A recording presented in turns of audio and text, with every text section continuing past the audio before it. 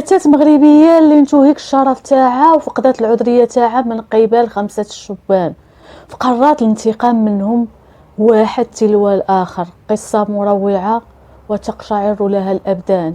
ولكن قبل ما نبداو القصة ما تنساوش لي لايك لي بارطاج لي كومونتير من بعد الإذن نتاعكم وما غتخسروا والو. ونبداو القصة على بركة الله.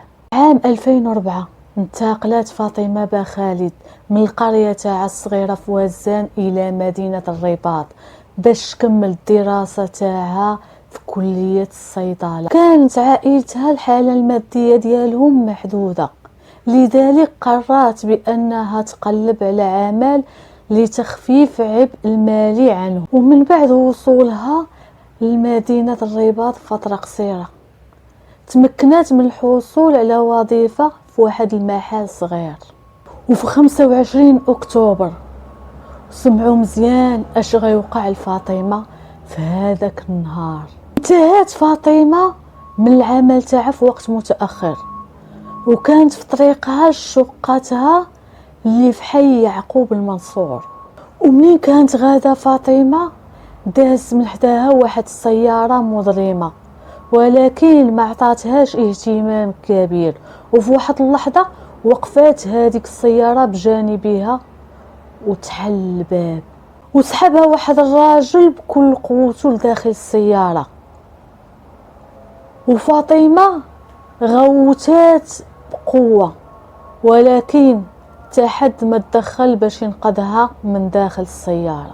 وكانوا 3 الرجال، وكانت فاطمة محاصرة ما بين 2 في المقعد الخلفي، وحاولت باش تركز على الطريق اللي غادين فيها ولاحظت بأنهم غادين في طريق الدار البيضاء.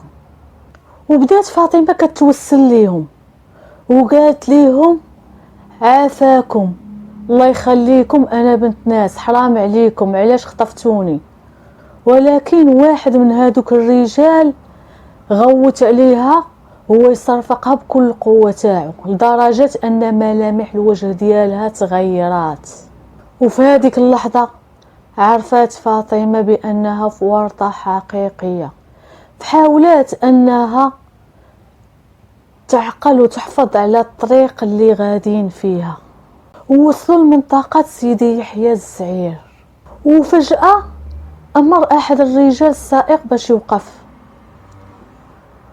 وغطاو عينين فاطمة بواحد قطعة قماش وخرجوها من السيارة. وحاولت فاطمة حساب مسافة اللي قطعتها السيارة وذلك بعدد نبضات القلب، وتوقفت السيارة عند نبضة رقم 526. ودخلوا لواحد الدار مجهولة وحيدوا ليها هذاك القماش اللي كانوا واضعينه ليها على عينيها وقالوا ليها خاصك تعاوني معنا إلا بغيتي تبقاي حية.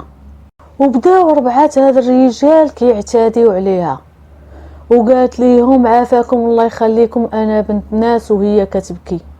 وما اكتفوش بهذا الشيء، بل انهم جابوا ليها الرجل 5 باش يشاركهم في هذا الاعتداء.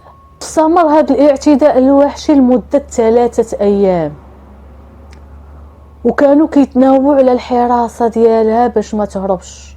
وفي اليوم الثالث قرروا بانهم صافي اكتفوا منها ووضعوا ليها داك القماش على عينيها وركبوها في السيارة ولاحوها في احد شوارع تمارا وهربوا بسرعة. فاطمة كانت منهارة وكتبكي وكانت كتسائل كيفاش غتواجه الاهل ديالها، فقررت انها تاخذ حقها بالقانون وتوجهت لمركز الشرطة باش تقدم بلاغ.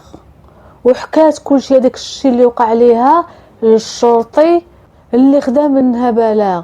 ومنين طلب منها اسماء او اي معلومات على الخاطفين جاوباته بانها ما كتعرف عليهم حتى حاجه. وصدمها الشرطي وقال ليها للاسف ما نقدرش نساعدك الا ما عطيتينيش معلومات. ولكن هي قالت لي بانها قدمت بلاغ وهما خاصهم يقلبوا على الجونات. ولكن الشرطي كرر نفس الهضره وقال لها ما نقدرش نساعدك. فكرت فاطمه باش دير محامي، واتجهت لعدة محامين ولكن جميعهم قالوا ليها نفس الهضرة، وهذا الشيء خلاها تشعر باليأس والإحباط، فقررت بأنها تنتحر. ولكن فجأة قالت بأنها خاصها تاخذ حقها، فقررت الانتقام. بدات كتراقب هذيك الطريق اللي خطفوها منها هذيك العصابة، واللي كانت حداها واحد القهوة ديال الشيشة معروفة في هذيك المنطقة، وبدات كتمشي ليها يوميا بملابس ديال وحدة طلابة، وهي تلقى واحد من هذوك الشبان اللي اختطفوا واغتصبوها، وتبعاتو حتى اكتشفت بأنه كيسكن في واحد الفيلا كبيرة قرب هذيك الطريق اللي اختطفت منه. وفي اليوم التالي مشات فاطمة لهذيك الفيلا ودقات في الباب تاعها، وهو يحل ليها هذاك الراجل، وهو يتصدم وقال ليها كيفاش عرفتي البيت ديالي؟ وهي تقول لي انا باغا نهضر معاك ولكن في نفس المكان اللي اعتديتي عليا فيه. هو يوافق الراجل وركب السيارة ديالو معاها ومشاو لهذاك المكان. ومنين وصلوا بدا كيوجد الشراب، بحال فاطمة معجبة به وكان مشغول. وفي واحد اللحظة فاطمة جبدت واحد البخاخ حارق ولاحتو ليه على وجهه، وهي تلوح ليه واحد المخدر في الفم ديالو. هو قبل ما يطيح على الارض جراتو دغيا للغرفة اللي اعتاد عليها فيها، ومنين فاق لقى راسو مربوط، وبقى كيتوسل ليها وقال ليها عافاك فكيني انا ما قصدتش هادشي اللي درت، وحاول باش يقنعها بالزواج. ولكن هي قالت ليه قول لي الاسماء ديال هذوك الاصدقاء اللي كانوا معاك، وهو حاول باش يتهرب من الموضوع. فخرجت واحد الموس وهي تجرحه جرح عميق، وهو يعرف بان الموضوع ماشي لعبة. هو يقول لها على اسماء الاصدقاء ديالو وهي تخليه، ومشات وخلاتو كينزف حتى الموت. واصلات فاطمة بنفس الاسلوب باش تبحث على الجونات، ومشات كتبحث في مكان عمل عصام السويدي، هو احد الخاطفين، وراقباته وعرفته بانه كيتردد على واحد الشارع اللي الاسم ديالو علال بن عبد الله. الساعة 4:10 وهي تمشي بواحد الملابس اللي كتخفي الملامح ديالها لهذيك المقهى اللي كيتردد فيها عصام السويدي كأنها بائعة متجولة. وانتهزت الفرصة بواحد المتشرد هرس واحد الطبسيل، وهي تحط السم في الكاس ديال عصام، وشافت عصام وهو كيتلوح حتى مات، وهي تكتب 2/5 في جدار حمام المقهى. وتذكرات فاطمة رقم الهاتف سمير الفاطمي الضحية الثالثة من التسجيل اللي عثرات عليه، واتصلت بسمير وقالت لي بانها معجبة به وباغا دير معاه موعد، وهو ما شكش في الامر ودار معاها موعد قرب غابة هرهورة. ووصلت فاطمة بكري كتنتظر وصول سمير، ومنين وصل هي تلوح عليه واحد المادة حارقة على عينيه، وهي تخوي ليسانس على السيارة، وهي تجبد لقيدة وشعلت العافية في هذيك السيارة، وهي تكتب واحد الرسالة 3/5 وحطاتها قرب من هذيك السيارة.